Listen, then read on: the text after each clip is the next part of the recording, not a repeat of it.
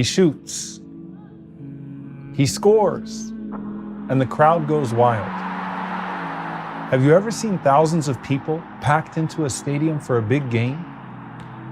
Think about how the crowd watches intently, cheering and booing in response to every move of the players on the field or on the court.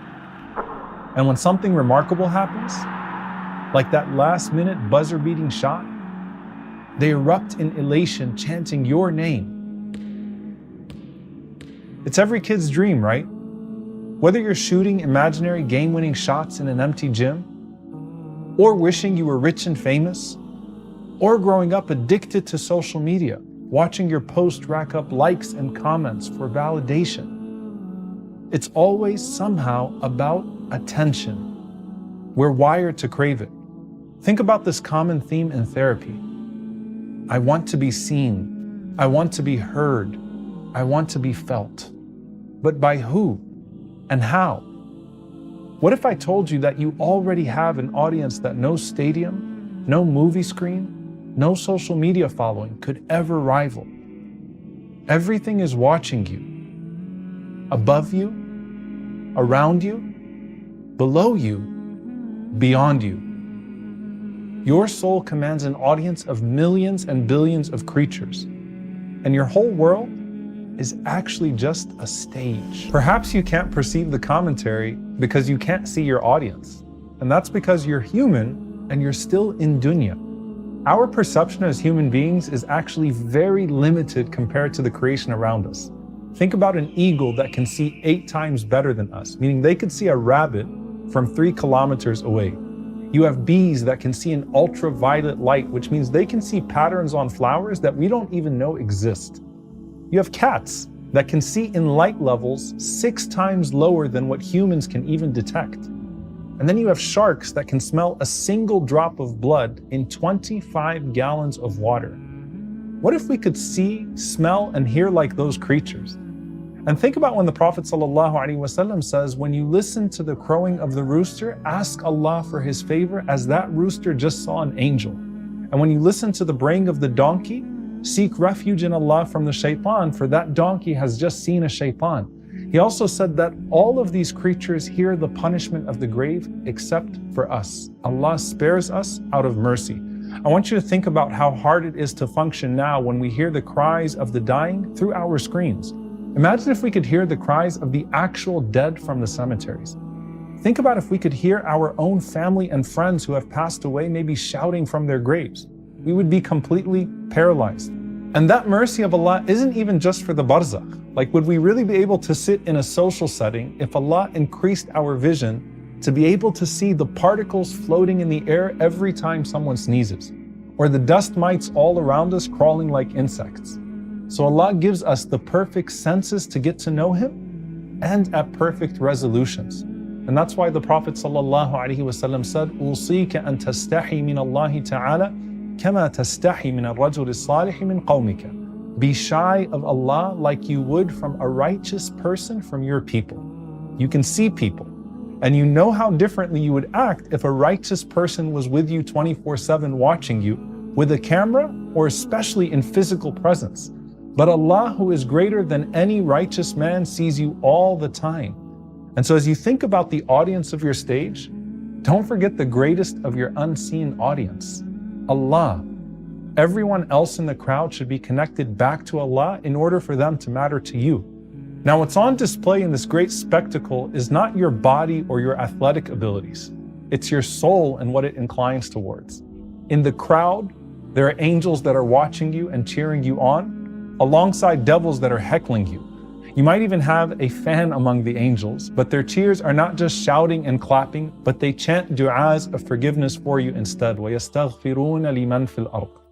But there are also the creatures of the jinn, amongst them the shayateen. Some of them have loud conversations right next to you that you can't hear at all. And Allah says, إِنَّهُ يَرَاكُمْ هُوَ وَقَبِيلُهُ مِنْ حَيْثُ لَا تَرَوْنَهُمْ. Surely He and His troops see you from where you cannot see them. And those devils aren't just heckling you from the outside. They flow through you based on how much access you allow them. It's a relentless battle for you. And you have to learn to tune out the noise every day. See, the more you seek Allah subhanahu wa ta'ala, the volume of the shaitan goes down and you can hear the angels prompting you instead. SubhanAllah, imagine being muhaddath, one who is as if he is spoken to by the angels, like Umar radiallahu ta'ala anhu. Whereas most people are mutawaswas, which means they're constantly subjected to the whispers of shaitan. Because just like your social media algorithm changes in accordance with your desires, so does your soul algorithm. So if you're seeking Allah, you'll start seeing and hearing accordingly, and vice versa. And then you'll come to realize it's not just angels and devils. The entire world, from the elephants and ants on land to the fish in the sea, are chanting your forgiveness when you're seeking Allah's pleasure. But as Allah says, لا تفقهون تسبيحهم. You don't perceive how they glorify Allah, or perhaps how they seek forgiveness for you. On the other hand, you also can't really tell how everything from the angels to the insects can become naturally averse to you because of a sin you've committed or intend to commit. That doesn't mean that every animal that doesn't like you hates you on the basis of your sins. All of this just means that just like how in the barzakh, everyone can see your soul beyond your body, there are already unseen elements in this world interacting with your soul as the primary version of you. So for example, your soul has a smell that it emits to other creatures. Sufyan rahimahullah was asked, how do the angels know if a person has a bad or a good intention? And he replied saying that when a person intends to do good, the angels perceive the smell of musk coming out of him. Whereas if he intends to do evil, they smell this wretched odor coming out of him. Even the earth itself, Allah subhanahu wa ta'ala says, فَمَا بَكَتْ عَلَيْهِمُ السَّمَاءُ وَالْأَرْضُ, that there are those who have no heaven or earth to cry for them. And Ibn Abbas radiallahu anhuma said that for the believer, the heavens and the earth weep because of the good influences they would leave behind. He said, تَبْكِي الْأَرْضُ عَلَى الْمُؤْمِنِ أَرْبَعِينَ صَبَاحًا. The earth would weep over a believer for 40 days. On the other hand, the Prophet ﷺ, when describing the foul stench from the place of the earth of the evil person when he dies, literally took a cloth and put it over his nose to describe how bad that soul would smell. But the fragrance of the believer would spark the curiosity even of the angels in the heavens. They would say, where is that beautiful smell coming from? And yes, they too all witnessed the oppression on earth. Was it not that when Ibrahim alayhi salam was thrown in the fire that the angels waited desperately for the command to put the fire out? And that even the frogs tried to carry water in their mouths to extinguish that fire? But Allah had a plan telling the fire itself to be cool and peaceful for Ibrahim. Did the Messenger of Allah sallallahu alaihi wasallam not say that the angels have their wings spread over Ash-Sham, which is the area of the world most noted for oppression right now? And to the angels, we are not just numbers. You know, subhanAllah, I think of this narration of Imam Ahmad rahimahullah when he was being tortured. There was a man who said, I thought about Imam Ahmad, his patience as he was being whipped and how he showed all this strength in spite of his physical weakness. Then I wept.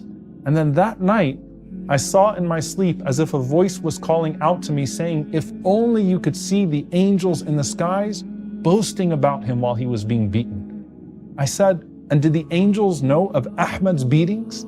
The voice responded, there wasn't a single angel in the heavens except that it has witnessed over him while he was being beaten. How many angels witnessed the burning of the young Hafiz of Quran named Sha'ban in Gaza? They know what we're going through. Everyone around us does. But do you know who also gets our news? Our loved ones in the barzakh. Sadaqa ibn Suleiman al-Ja'fari said that I once did something detestable which I came to regret after the death of my father. I committed a sin, and then I saw my dead father in a dream where he said to me, my son, I could not have been happier when we considered your deeds to be those of the righteous. However, I was highly ashamed of you on one occasion. So do not disgrace me again in front of the other believers who are also dead. His neighbor said that every day after that, we would hear Sadaqah making dua from his home every single night in his qiyam. O rectifier of the righteous, O guide of the misguided, and O merciful to the sinners, grant me a beautiful return to you from which I never return back to what caused me shame. In one narration by Anas radiallahu ta'ala anhu, the Prophet ﷺ said, your deeds are presented to your close relatives who have passed away. If your deeds are good, they celebrate. And if they're not good, they say, Allahumma la tumithum hatta tahdiyahum kama hadaytana. Oh Allah, do not cause them to die until you have guided them, just as you had guided us. This is the wish of the righteous before us. And our news reaches them without the propaganda of the devils. And I wonder how the news of the free Palestine and Al-Aqsa will be received by all of the shuhada before, inshaAllah. I wonder how happy Khadija radiallahu anha was to hear about Fatih Mecca. And I also wonder how the Prophet ﷺ feels about our efforts, or lack thereof today. It's narrated that Abbad ibn Abbad once visited Ibrahim ibn Salih rahimahullah while he was the Amir of Palestine. And Ibrahim said to him, advise me. So Abbad said to him, your deeds are presented to the dead, and amongst them, the Prophet ﷺ. On that alone, Ibrahim wept until his beard was soaked with his tears. I wonder what it was like when Ibrahim died, and maybe he met the Prophet ﷺ himself.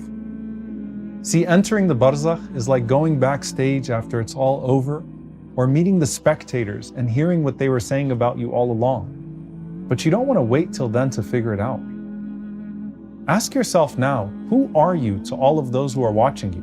What does the Prophet ﷺ think about you right now? What does he think about the state of our ummah? Is it the angels who boast about you, or the devils who boast about what they've done to you? And what do the dead say about you? What have your loved ones who have preceded you into the barzakh heard about your deeds? Do they have a different opinion about you than all of those around you now? What's your reputation in a realm you have yet to enter?